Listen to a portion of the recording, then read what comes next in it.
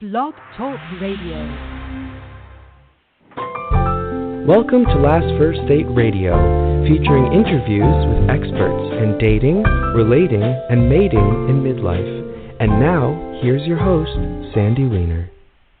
Hello, hello. This is Sandy, and welcome to Last First Date Radio, the place to be for creating healthy, lasting relationships in midlife.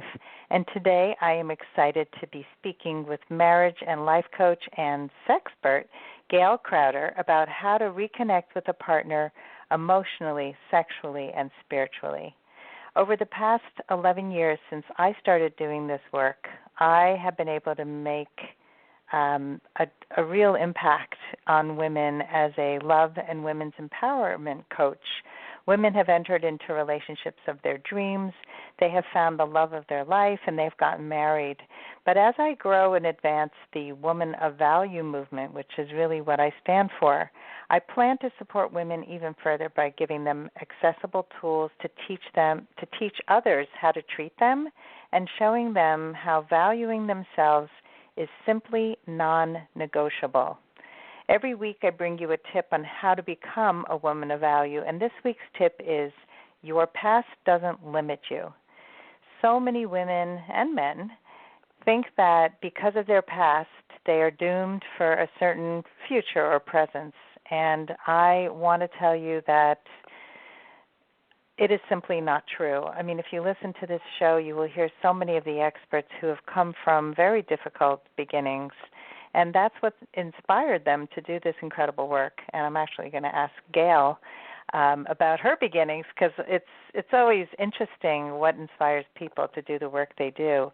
But, you know, people have reinvented their lives. They have transformed from tough beginnings.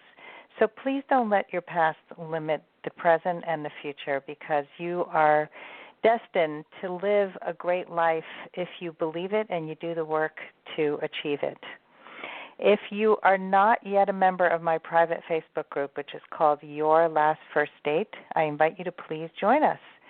It is a fabulous group of about 2,500 women, and the conversation there is positive, supportive, and really non-judgmental. And this big focus on the non-judgment, this is a really safe group because my guidelines are super strict and they are enforced by myself and my 7 monitors. So I take this work seriously, and if you want a group where you feel safe and supported, join Your Last First Date on Facebook. And now for our fabulous guest today. Gail Crowder is a certified master sexpert, a marriage and life coach, and a best-selling author. She dedicates her time to building the self-perception, public image, spiritual values, and individual life purpose of her clients. She's been on TV and radio shows for her expert advice on relationships, and her company focuses on bringing sexy back to the marriage and provides a safe space dedicated to the spiritual and sexual enhancement of marriages. She has 5 books out, and some of them are Your Purse-Sized Fashion Guide, Chronicles of Real Sexy Wives, Tall Glass of Water, Bringing Sexy Back to Your Marriage, and Keep Your Legs Open. I actually had a book that I was going to write called Eyes Wide Open, Legs Firmly Shut. So this is interesting. Mine was more of a dating guide to date smarter. But join me now for episode number 317, How to Reconnect with a Partner Emotionally, Sexually, and Spiritually with Gail Crowder. Welcome to the show. Thank you so much for having me. I'm super excited. Well, I'm excited to have you. So you've got all this experience, and I know you work mostly with wives, but our show is dedicated to singles and married people. So we all want to have better love and connection. And so tell us your story. I said I was going to ask you. What inspired you to do the work you do? Well, 30 years ago, as of July the 20th, I got married at age 21, and my husband was age 22 when we had no business being married. And I came from a long line of women that were, I consider, bosses. You know, they had their own house, their own cars, all those kind of things, and I did not see what healthy relationships or healthy marriages look like. So I went into my marriage with my own house, my own car, my own everything, and that created almost 10 years of chaos, literally chaos in my marriage. I used to talk to my husband, treat my husband absolutely horrible, and he had enough of me, and he actually left me. He walked away, and he said, I'm not coming back until you tell me you're sorry and truly mean it. And I never used the word sorry, right? I would do things to, you know, indicate that I was sorry for my behavior, but to say those words, I just never said them because no one in my household ever said I was sorry. You just did things to make it better, and you moved on. And so as I began to search within myself and realize, you know, that I had abandonment issues, I had anger issues, I had all of these issues that had nothing to do with my marriage, but I was taking those out on my husband. I began to do the work, and I realized that so many marriages and relationships and women were going from relationship to relationship searching for something, but they did not do the work that they needed to become whole and to order to have a healthy, strong relationship. And so that's really where my work began. That is truly where my work began. Really helping women identify why they choose the relationships that they choose, and that we keep repeating the same pattern, right? Because that's a learned behavior, or that's an insecurity or something. Why you keep choosing the same type of partner or getting yourself in the same situations. And so that's really where my work began, and then it began to evolve in, you know, with marriages and really helping women see the value of marriage and what their partnership should look like. Wow. So, yes. So what I said before about your past doesn't determine your present or your future. You took your past and you changed it. You went and did the work. Absolutely. And now you pay it forward and help other people, which is beautiful. So, absolutely, and I enjoy doing the work every day too. Yeah, it's wonderful that you found your calling. And did you get back together with your husband? Absolutely, and we celebrated 30 years on July the 20th of this year. So, yes, I am still with the same man. And congratulations. We have 2 beautiful sons. Yes. Well, that's a good happy ending. And sometimes the happy ending is leaving and not coming back, but it sounded like you were humbled by this experience, and you saw that you needed to do work. And he was patient, too. Like, I think that, you know, when somebody loves you enough to walk away from abusive behavior or, you know, anything that doesn't support a relationship and just say, like, you got to do your work, girl, that was done out of love. He could have just said, I'm not waiting for you. You go do your work and good luck. Absolutely. And that's the reason why I also was able to identify that he was a special man, right? And that he wanted the best for me, but he could no longer be a part of my chaos. And not only was I behaving that way, you know, we had a 4-year-old son when the split happened. And I did not want to, again, see the repeat of what I had grown up in, the chaos, happening again in my marriage, and allowing, you know, myself to be a single parent. And so, again, sometimes you have to take a step back, and it took for him to walk away for me to realize that I was the problem and I needed to do the work.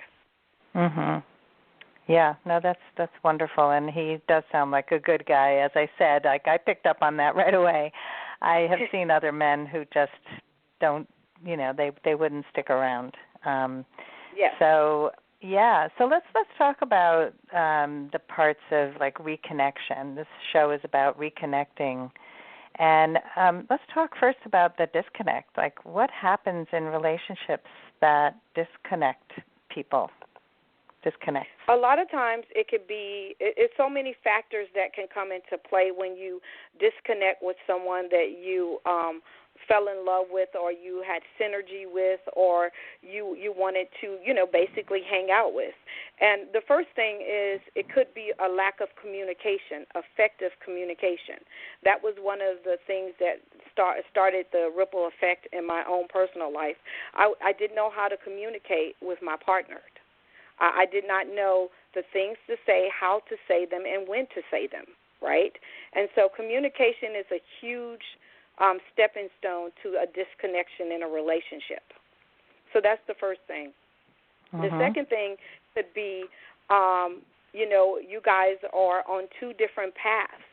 And what does that mean? One person might be a person that wants to be in school and be, educated. The other person might be a workaholic, right? And how do you bridge that gap? Because sometimes when you're on two different paths, it's hard to stay connected because you want one thing and they want another thing, and who's going to give?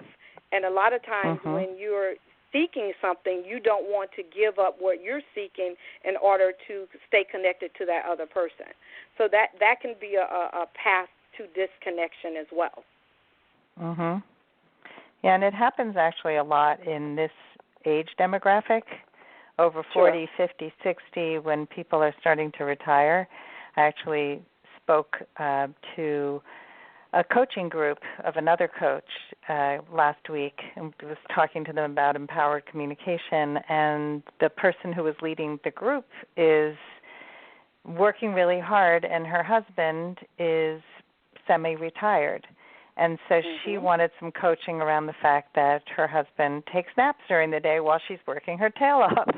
And, it's hard to watch somebody not working when you're working so hard. And, I think I said to her, that's really on her. Like, she works like a dog. She needs to take more time to relax and not be resentful that he takes naps. But, I think we all have to work through our own stuff. And how would you deal with something like that?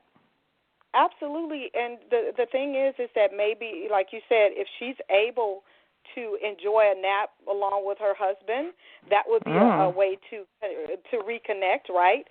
But if she's able to do that, and it can become frustrating if, like, she feels like he's doing nothing and she's doing everything. So, that also starts with communication and trying to find that balance. And she could communicate and say, honey, I am trying to accomplish X, Y, and Z. And when I look over and I see you're asleep during the day when I'm doing the bulk of the work, it motivates me to want to keep moving forward. So if you're going to take a nap, can you do it in a different room, or can you do it at a different time? Or can you take on some of these responsibilities? Because I would like to be able to take a nap with you as well at a certain time during the day as well. So it's just about communicating your needs, your wants, and desires, and just putting them out there, because he might not even know how this offends her or how it affects her and her well-being and moving forward with trying to accomplish all that she wants to accomplish. But I think what you told her as far as being a workaholic, right? She needs to really schedule out and say, at this point in time in the day, I need to relax. I need to not think that I can get 1,000 things done within 24 hours. So she has to mitigate and try to take some of those things off her plate and take some of the pressure off as well. Yeah. No, but I love your suggestion about taking a nap together. I think that certainly would go a long way to having him feel supported in his nap taking, and also get a little sexy in there. And and give her great sex in the middle of the day. Right. There's nothing like afternoon delight, right? No, nothing like it. Yeah. All right. Well, so let's go to the third thing. You gave us two: the lack of effective communication and couples that are on two different paths, and how do you bridge the gap? And what else? What else disconnects couples? Another thing disconnects couples, and I hate to say it, but it has to do with liking to do the same things, right? Having things in common, because sometimes when you start off, you're in love, you're dating, you're having fun, you're doing things that you probably normally wouldn't do, because you want to please that person or impress the other person. But when you get into a relationship that is lasting, sometimes you realize that you guys don't enjoy doing the same exact things, and that can cause conflicts. Some people are addicted to social media and video games. Other people are addicted to shopping and going out with their girlfriends. And how do you find, and those things are okay, but how do you find things that you enjoy together, right? And be able to sustain that, because having fun is a key component to a successful relationship. And so you have to make sure that you have that type of synergy where you enjoy doing some of the same things and you find joy doing them, and they don't become a chore. Because a lot of times, I've coached couples that are like, I realize I hate everything that he likes, you know what I mean, and vice versa. And so it's like, find one common thing that you like to do it and do it well, and you both enjoy it, and you can create memories behind that. And so a lot of times that could be something that really causes the disconnect, because it's like you go do your video games and I'm going out with my girls. And you can't continue that. You can't sustain that, because when do you find time together? Yeah. No, and that fun piece is missing in most people's lives. Forget their marriages or their relationships. They don't even know how to have fun in their own lives. So it's such an important piece. And I always tell people, just sometimes just turn off everything and just dance. Oh, I love it. Time. Turn off everything and just dance. Even if you have no rhythm, even if you have no music, just dance with the music that you play in your head and have a good time. That's such a great really suggestion. An uptight, successful, driven, money-driven society, and we need to really take time to relax and take a chill pill and enjoy life, because life is good, but it's all about what you make it and how what you put out there. I so agree with you. All right, let's talk about sex, and you're a sexpert, and a lot of relationships suffer from not being sexy enough. So what happened to the sexy? What's going on here? Because having amazing sex and staying connected takes work, right? And we are a society that are so overwhelmed with so many different things. We say yes to I don't know how many things. So at the end of the day, when it's time to reconnect with your partner sexually, you have nothing left to give, because we're tired. But the reverse is when you first meet somebody and you have that chemistry and you have, oh my God, I just can't wait, right? Moment. You have to learn to recreate that on a continuous basis, whether you're in a long-term relationship or you're in a marriage. You have to learn to reconnect, and you have to start taking things off of your plate. And I always tell people who've been in a relationship or married for any given time, you have to schedule sex. And people are like, oh, no, because that doesn't make it spontaneous. Well, if you don't schedule it, you won't be having it. And it is a known fact. And that's why a lot of people say, I'm not going to get married, because when you get married, you stop having sex. It's because life begins to happen. But when we schedule sex on a continuous basis, right, and we realize, okay, it's Tuesday, and I told my husband I'm having sex with him. You stop saying yes to so many different things that distract you, so you can have the energy to have amazing sex, right? Because having great sex is good for the body, it's good for the mind, it's good for relaxation, it adds years to your life. It does so many different things that you just don't realize. But again, people want to be in a committed relationship, but they don't want to do the work that it takes to stay connected and to have amazing sex. And so I always tell people the same thing that you did to to get them is the same thing that you need to do to keep them. And statistics say 96% of everybody before they get married or they get into a real committed relationship, a long-term relationship, and I'm talking about 2 years or more, right? They had sex before them, right? And they couldn't wait to reconnect. They're like, oh, my God, on Friday we're going to be doing this, this, and this, and then they prepare for sex. That's the same thing you have to do in a relationship on a continuous basis. Mm-hmm. No, it makes sense, and I think people do think sex should be spontaneous. There's a lot of fallacies about romance in general, like, that it's just people are going to meet organically and the romance is going to be like violins are playing in the background and the butterflies are flying. And it's like I was just listening to my guest from last week, Diana Kirshner, who did a PBS special about love and romance and the truth behind it. And she said all these stories were written by men.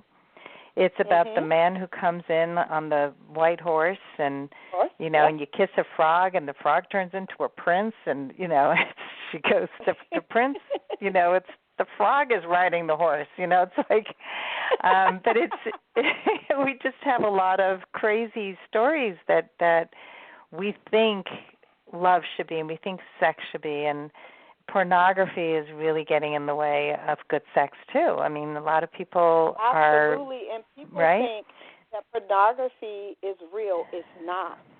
It is not real at all.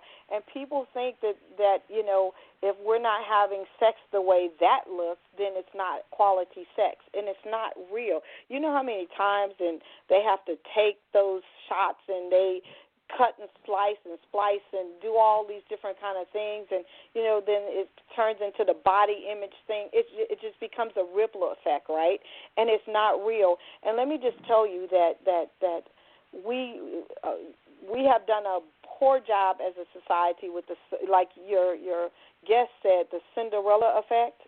That's not real. You have to work at it. You have to create that, right? And everything that you see on TV is not real either. Right? All like, when I just see them, no, you have to create that. You have to long that. You have to nurture that, right? It just doesn't happen. And so you can create that within your relationship, but it takes work. It just doesn't happen. The candles just don't light up when you walk through the door, and the scent just doesn't come. It just doesn't happen. You have to create it, so it takes work. You have to plan it, and that's the reason why I always tell people plan sex until it becomes natural. Plan sex until it becomes even when you're dating, because when I was dating my husband, he was in the military and he was also in school, so I knew that our time was from Friday to Sunday, right? So I would plan. Oh my God, I'm gonna wear this. I'm going to wear these shoes. I want to have these candles. I want to wear this lingerie. I want to have this kind of smell going on. I want us to have this kind of dinner. Or go out to this restaurant. So I planned it, and that's the same thing I have to do 30 years later. Because if I don't, then I'm going to be, in a relationship where we're not connecting sexually. He's going to be sexually frustrated. I'm going to be sexually frustrated, and then that opens the door for infidelity. So I have to work at it. I do. Everything that we really want in life, we have to work at, including amazing sex. Yeah. Yeah, it's so true. And I think even like what we focus on grows. And so the same is true for positive psychology. If you have a thought in your head at the beginning of the day that you're going to look for the best moment of the day, your focus is going to be on finding the good all day long, and you're going to find it. You're going to find, oh, wow, this is something I want to celebrate, and this is something amazing that just happened, and I'm so grateful for this thing that happened. But if your focus is on, oh, my God, life sucks, and why don't I have the job I want, the man I want, the this I want, you're going to just look for everything that's wrong. So we need to really be clear about what we want and make it happen. So Absolutely. right? Like planning what you're wearing, planning where you're going to go, bringing the romance back. And I see it especially when you have young children, like families with young kids, and you're exhausted. Like if you are raising your kids at home, oh my God, then you have nothing left to give.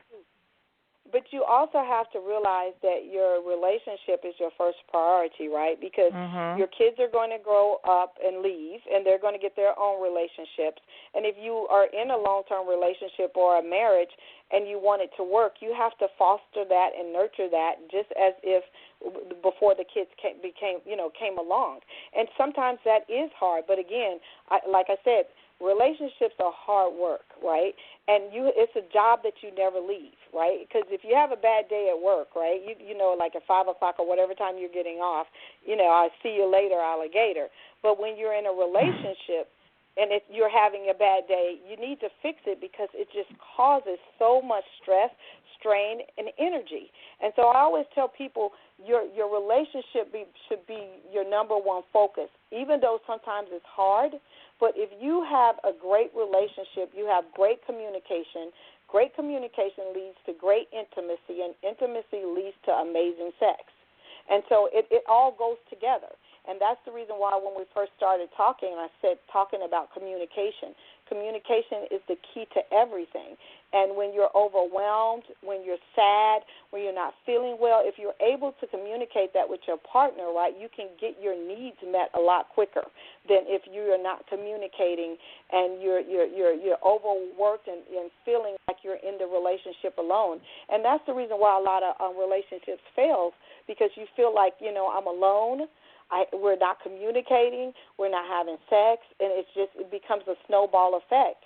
And so it's easier for you to walk away at that moment than to stand up and say, you know what, I see these things are wrong in this relationship, and I'm going to do the work to try to make sure that we fix it. And let's start with communication. Where did that break down, right? And how do we correct that? And how do I learn to communicate my needs, my wants, and my desire?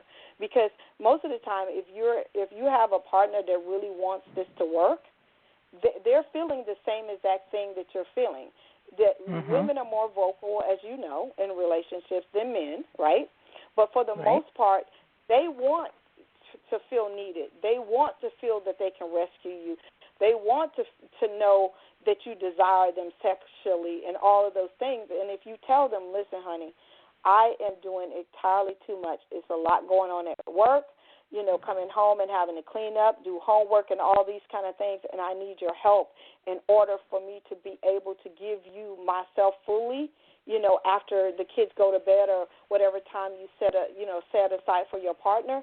I guarantee you they're going to do their best to lift that off of you so you can have quality time together and can have quality sex. It's a ripple effect, but you have to be able to communicate that and feel confident and comfortable communicating those things. Yeah, it's a difficult thing for people. I mean, this has been the majority of the focus of my work because most of us grow up in homes where communication was poor. And, you know, in my house it was a very high conflict with a lot of yelling. At least we weren't kept quiet, you know. We were vocal, but the yelling was not respectful and it was not clear. So a lot of times when, like, my mom would ask me to do something, she wouldn't communicate it clearly, and then she'd get upset if we didn't do what she wanted us to do, and it was just like chaos, a lot of chaos. Yes. And she actually said to me a couple months ago that she wishes that she had the courage to speak up in the way that I do. And I said, you know, Mom, it's never too late to learn. And I do believe these skills can be taught at any age, at any stage. It changes your life. And so something came up, and I know we're towards the end of the show, but I want to talk about one thing, sort of to bring it back to the beginning. And you talked about how in the beginning of your marriage you were came from a long line of bossy women who came in with all their own stuff, with this independence of their own house, their own car, and you ended up in sort of a more equal power relationship, it sounds like. So I'm wondering how how did you balance the power coming from one extreme and finding your new happy place? And again, I had to do the work with myself. I ended up going to counseling. And then I also realized that I did not have to be the dictator in the relationship, right? Because nothing that my husband could do was right. If I say go clean the bathroom, if it wasn't clean with Clorox, it wasn't clean enough for me. You know, that kind of woman, right? Because, you know, I was taught that if you clean with Clorox, it's clean. If you clean with anything else, it's not clean. And he was raised totally different, right? And so I had to realize that in every situation, I didn't have to have control of everything, and that he was valuable, and that he did bring some new ideas and new ways of thinking to get the same job done effectively. And so for me, I had to learn that I didn't have to say everything that I was thinking in my head, right? Because anything that came in my head, I used to speak it, right? And then I also learned that I had to exercise self-control. Because, again, when you come from, and that's all you see, like you said, your mom, you know, you've seen a bunch of yelling, so it, you know, in your relationship, it's easy to yell because you think you're not being heard, right? And so I had to realize that I didn't have to be in control of every situation, that I was married to a capable person that had made it to 22 years old and beyond without me, you know, being his mother. He didn't need another mother. He needed a wife. He needed an equal partner that we can make decisions together, and the way I thought it should be done or executed was not always the only way to get to the end result. And so I had to take a step back and really search within myself and say, Gail, you don't have to win at everything, especially in this marriage. Yeah, this is an important message, and I hope that everybody takes this in, because one of the biggest complaints I hear is that women who are powerful attract men who seem to want a mommy.